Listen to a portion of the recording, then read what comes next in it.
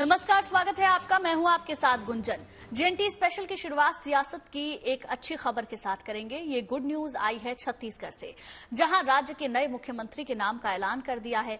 ये नाम है विष्णुदेव साय का। 3 पर्यवेक्षकों की मौजूदगी में हुई बीजेपी विधायक दल की बैठक में साय के नाम पर मोहर लगी। इतना ही नहीं, खबर है कि राज्य में 2 डिप्टी सीएम अरुण साव और विजय शर्मा बनेंगे, जबकि पूर्व मुख्यमंत्री रमन सिंह स्पीकर होंगे।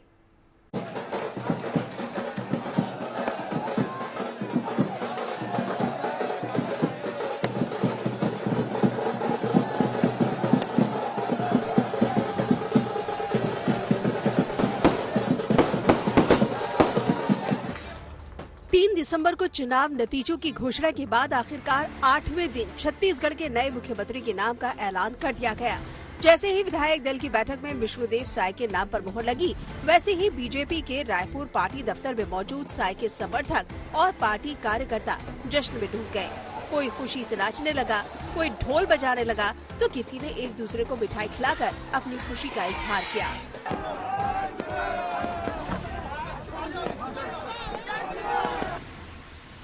सीएम के नाम पर चर्चा करने के लिए सुबह करीब 9 बजे पर्यवेक्षक के रूप में केंद्रीय मंत्री सर्बानंद सोनोवाल, अर्जुन मुंडा और दुष्यंत गौतम रायपुर पहुंचे, जिनकी मौजूदगी में बीजेपी विधायक की लंबी बैठक चली, जिसमें आदिवासी समुदाय से ताल्लुक रखने वाले विष्णुदेव साय के नाम पर सर्वसम्मति से मोहर लगा दी गई।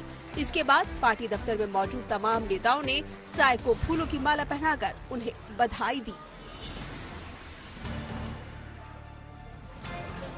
बधाई देने वालों में राज्य के पूर्व मुख्यमंत्री भूपेश बघेल भी शामिल रहे, जिन्होंने सोशल मीडिया एक्स के जरिए बीजेपी विधायक दल का नेता चुने जाने पर साय को शुभकामनाएं दी।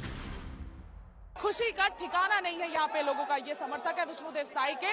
लगातार यहाँ पर खुशनुमा माहौल चल पड़ा है, लगातार जश्न चल रहा है, यहाँ पर लगाड़े बज रहे हैं।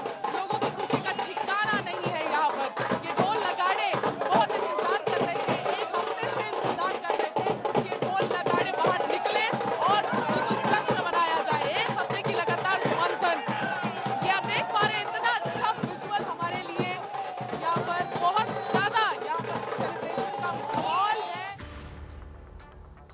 छत्तीसगढ़ के नए सीएम विष्णुदेव साय को आदिवासी समुदाय का बड़ा नेता माना जाता है। विष्णुदेव साय 4 बार सांसद, 2 बार विधायक, केंद्रीय राज्य मंत्री और प्रदेश अध्यक्ष भी रहे हैं। इसके साथ ही साय को संगठन में काम करने का लंबा अनुभव भी है। वहीं 2023 के विधानसभा चुनाव में उन्होंने कुनकुरी सीट से कांग्रेस प्रत्याशी यूडी मिंज को हराकर जीत हासिल की है और अब वो छत्तीसगढ़ के पहले आदिवासी सीएम के रूप में शपथ लेने जा रहे हैं। नए चेहरे को बनाने की बात की जा रही थी। ये नया चेहरा भी है और ट्राइबल चेहरा भी है और इनको बहुत अनुभव है। मोदी 1.0 गवर्नमेंट में ये एमओएस स्टील रहे और इन्होंने अच्छा इम्पैक्ट छोड़ा और इनफैक्ट इनकी हमेशा से क्लीन इमेज भी बताई गई है। तो बीजेपी ने भरोसा इसलिए जताया क्योंकि ये सारे ही इक्वेशन को फिट बैठ रहे हैं, सारे इक्वेशन में, और इसीलिए इनका नाम आगे किया गया है। तो फायदा सिर्फ 2023 में नहीं होगा छत्तीसगढ़ को, 2024 में भी होगा। 11 के 11 विधानसभा, 11 के 11 लोकसभा सीट्स इनको लाने पड़ेंगे और उसके साथ साथ 2028 के लिए एक सेकेंडरी लीडरशिप तैयार करने की जिम्मेदारी भी विष्णुदेव साय के कंधों पर रख दी गई है। विधायक दल का नेता चुने जाने पर विष्णुदेव साय ने पार्टी के शीर्ष नेतृत्व का आभार जताया और ऐलान किया कि वो प्रधानमंत्री नरेंद्र मोदी की गारंटी को पूरा करेंगे। छत्तीसगढ़ विधानसभा का विधायक दल सर्वसम्मति से मुझे अपना नेता चुना है और इस अवसर पर मैं बहुत ही आनंदित हूं और ऐसे अवसर में मैं सबसे पहले भारतीय जनता पार्टी का आभार व्यक्त करना चाहूंगा, जिन्होंने गांव के छोटे से कार्यकर्ता के ऊपर इतना बड़ा विश्वास व्यक्त किया कि आज छत्तीसगढ़ सरकार का नेतृत्व करने का अवसर दिया है। इसलिए मैं भारतीय जनता पार्टी का आभारी हूं। साथ ही साथ हमारे देश के यशस्वी प्रधानमंत्री श्री नरेंद्र मोदी जी, माननीय गृह मंत्री अमित शाह जी, हमारे राष्ट्रीय अध्यक्ष आदरणीय जेपी नड्डा जी राष्ट्रीय नेतृत्व, उनका मैं आभार व्यक्त करना चाहूंगा, जिन्होंने एक छोटे से कार्यकर्ता पर इतना आभार भरोसा जताया। इसके बाद विष्णुदेव साय राजभवन पहुंचे और उन्होंने राज्यपाल से मिलकर सरकार बनाने का दावा पेश किया। रायपुर से सुमीर राजप्पन के साथ bureau report, good news today. और चलिए अब बात अयोध्या की। उत्तर प्रदेश के अयोध्या में राम मंदिर पर काम जोरों पर चल रहा है। श्री राम जन्मभूमि तीर्थ क्षेत्र ट्रस्ट के महासचिव चंपत राय ने गर्भगृह की तस्वीरें शेयर की। गर्भगृह भी लगभग बनकर तैयार हो चुका है। ये वही स्थान है जहां रामलला की मूर्ति स्थापित की जाएगी। देखिए गर्भगृह की भव्य दिव्य मनमोहिनी तस्वीरें हमारी इस खास रिपोर्ट में।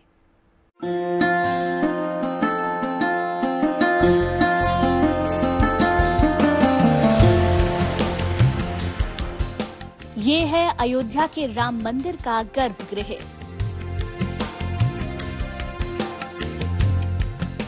जहां विराजेंगे रामलला।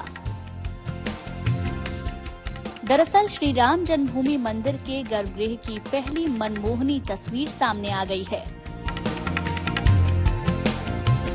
वीएचपी के अंतर्राष्ट्रीय उपाध्यक्ष और श्री राम जन्मभूमि तीर्थ क्षेत्र के महासचिव चंपत राय ने इन तस्वीरों को शेयर किया है, जिसमें साफ दिख रहा है कि मंदिर का गर्भगृह भी करीब करीब बनकर तैयार हो चुका है। वहीं तस्वीर में भव्य गर्भगृह की दीवारों और गुंबद पर खूबसूरत नक्काशी भी नजर आ रही है। एक्स सोशल साइट पर ये तस्वीरें साझा करते हुए चंपत राय ने लिखा कि श्री रामलला का गर्भगृह लगभग तैयार है। हाल ही में लाइटिंग फिटिंग का काम भी पूरा हो गया है। आपके साथ कुछ छायाचित्र साझा कर रहा हूं। साथ ही श्री राम जन्मभूमि तीर्थ क्षेत्र ने भी एक्स सोशल साइट पर कुछ तस्वीरें साझा की हैं, जो राम मंदिर के भीतरी हिस्से में बनी सुंदर कलाकृति को दर्शा रही हैं। इन तस्वीरों को देखकर राम मंदिर की भव्यता और दिव्यता का अंदाजा लगाया जा सकता है। अयोध्या में राम मंदिर का निर्माण कार्य जोर शोर से चल रहा है। राम मंदिर निर्माण समिति के चेयरमैन नृपेंद्र मिश्रा ने राम मंदिर निर्माण की जमीनी हकीकत जानने के लिए खुद निरीक्षण किया और निर्माण कार्य पर संतोष जताया। अयोध्या में जो भगवान राम मंदिर का निर्माण हो रहा है, उसकी प्रगति समीक्षा की जा रही है और अब तक की समीक्षा से हम आश्वस्त हैं कि 22 जनवरी को जो कार्यक्रम है प्राण प्रतिष्ठा का, वह सही और पूर्ण रूप से और एक जो व्यवस्था के अनुकूल हो सकेगा, यह पूरा प्रयास है। आश्वस्त हैं और भगवान राम नए मंदिर में अपना स्थान लेंगे। अयोध्या में राम मंदिर के लोकार्पण समारोह की तैयारियां तो तेज हैं ही। यहां आने वाले श्रद्धालुओं के लिए सुगम यातायात बनाने के लिए बन रहे नेशनल हाईवे 27 से जुड़े 4 लेन मार्ग का काम भी 90% पूरा हो गया है। अधिकारियों का मानना है कि प्राण प्रतिष्ठा से पहले 4 लेन बनकर तैयार हो जाएगा। हम आपको बता दें कि 4 लेन का काम 21 नवंबर 2022 को शुरू हुआ था। ये 4 लेन नेशनल हाईवे 27 से मोहबरा बाजार होते हुए टेढ़ी बाजार जाता है। 31 दिसंबर 2023 4 लेन बना लेने की डेडलाइन है।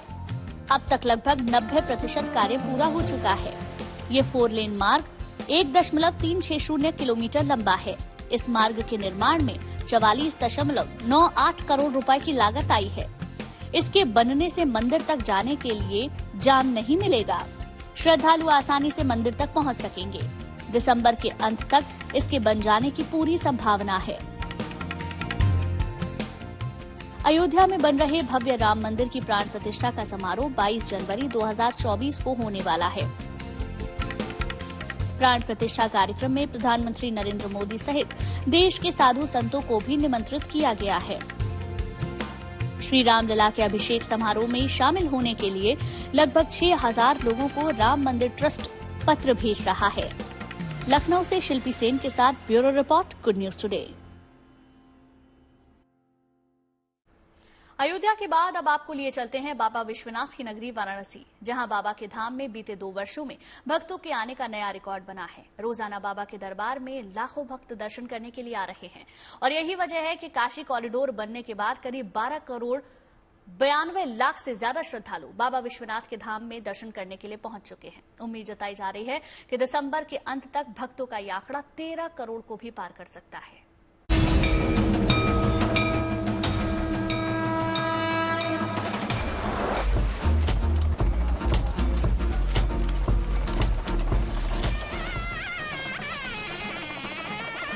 बाबा विश्वनाथ की नगरी वाराणसी में जब से ये काशी कॉरिडोर बनकर तैयार हुआ है, तब से आस्था का सैलाब यूं ही हर रोज उमड़ता जा रहा है।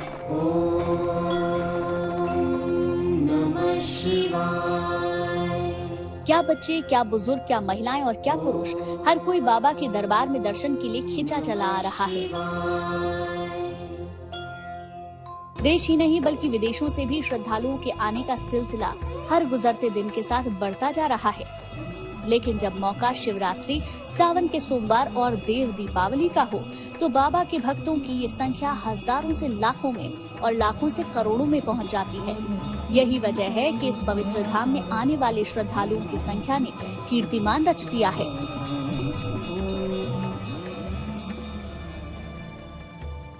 मौजूदा स्थिति की बात करें तो बीते 2 सालों में श्रद्धालुओं की संख्या में लगातार काफी वृद्धि देखने को मिली है। ये एक रिकॉर्ड तोड़ने वाली वृद्धि है। मुख्य कार्यपालक अधिकारी सुनील वर्मा की अगर बात करें तो ये एक रिकॉर्ड ग्राफ देखने को मिला है वाराणसी में बाबा विश्वनाथ धाम में आने वाले श्रद्धालुओं को लेकर।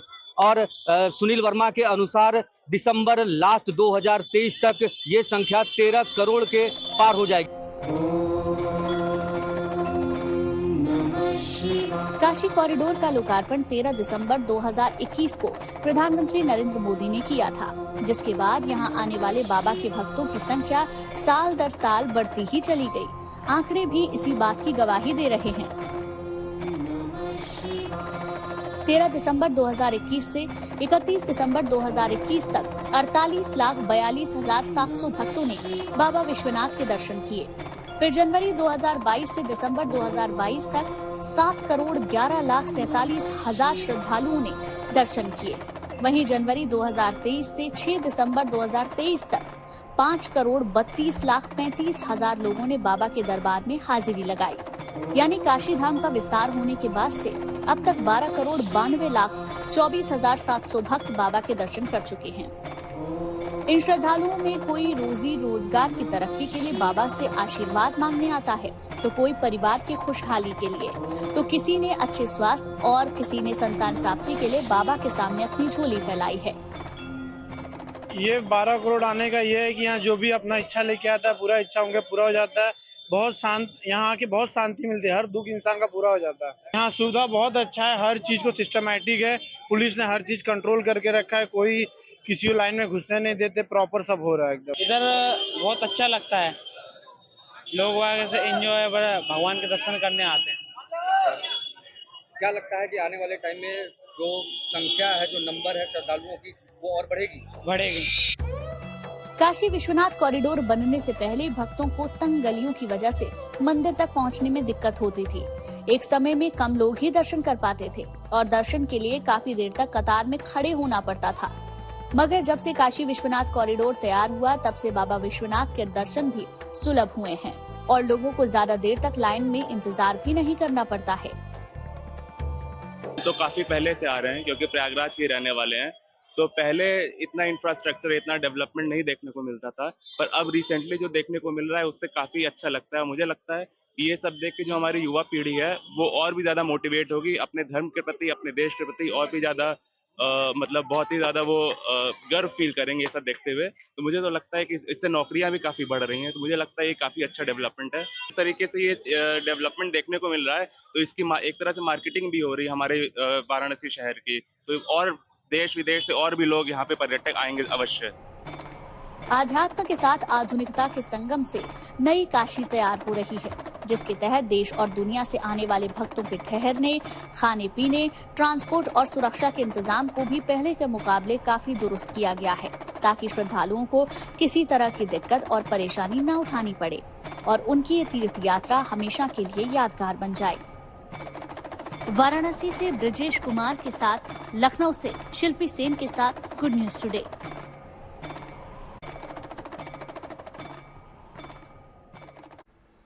काशी को धर्म और आध्यात्म की नगरी के रूप में ही नहीं बल्कि शिक्षा की नगरी के रूप में भी जाना जाता है। यहाँ बनारस हिंदू विश्वविद्यालय जैसे देश का नामी शिक्षण संस्थान है, जहाँ से पढ़े हुए छात्र आज देश दुनिया में अपना नाम रोशन कर रहे हैं। इसी काशी में गरीब परिवारों के बच्चों को मुफ्त में शिक्षा देने का बीड़ा उठाया है एक सामाजिक संस्था ने, जो बीते 2 सालों से रविदास घाट पर 104 बच्चों के जीवन में शिक्षा का उजाला फैला रही है।